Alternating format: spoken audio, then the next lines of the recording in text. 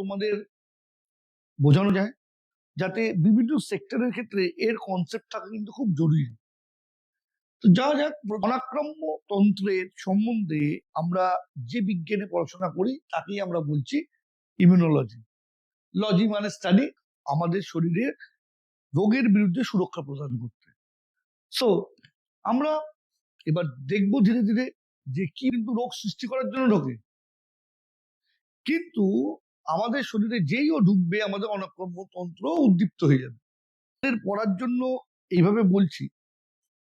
তবে যে কোনো ফরেন সাবস্টেন্স যেটা আমাদের শরীরে ঢোকে তার দুটো প্রপার্টি হতে পারে। একটা হচ্ছে অ্যান্টিবিত করতে পারবে তা নয়, আমরা পরবর্তীকালে পড়বো যে অর্জিত অনাক্রম্য তন্ত্র অর্থাৎ অর্থাৎ অ্যাকুয়াড ইমিউন সিস্টেম, ডিটেল কনসেপ্ট। তোমরা অ্যান্টিজেন কনসেপ্ট জানলেই হবে। তোমরা ইভেন তোমরা যদি বলো যে অ্যান্টিজেন অর্জিত অনাক্রম্য তন্ত্রকে